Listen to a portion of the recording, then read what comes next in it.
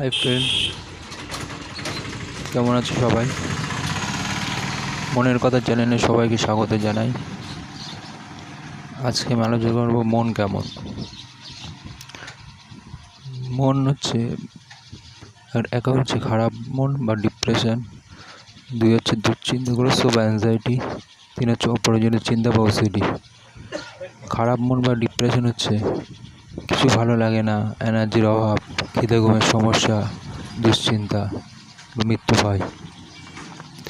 দুশ্চিন্তাগ্রস্ত বা অ্যাংজাইটি হচ্ছে মৃত্যু ভয়, বুক ধড়ফড় করা, বড় রোগের ভয়, কোনো জায়গায় যাওয়ার ভয়।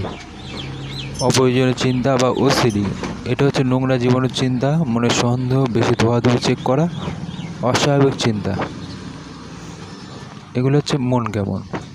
অ্যাকচুয়ালি আমি দীর্ঘ 6 বছর ধরে অ্যাংজাইটিতে ছিলাম। অ্যাংজাইটি, ডিপ্রেশন, প্যানিক অ্যাটাক এগুলোতে ছিলাম। বাড়ির লোককে অনেক বোঝানোর চেষ্টা করেছি, তারা কিছুতেই বুঝতে পারেনি। তারা মনে করছে যে আমি ইচ্ছা করে এগুলো করছি, কিন্তু অ্যাকচুয়ালি সেটা না।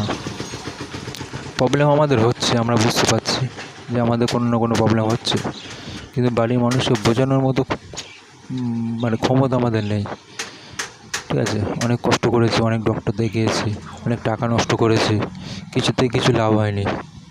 বড় বড় কাউন্সিলিংকে দেখিয়েছি, কাউন্সিলিং করেছি, কোনো কিছু লাভ হয়নি।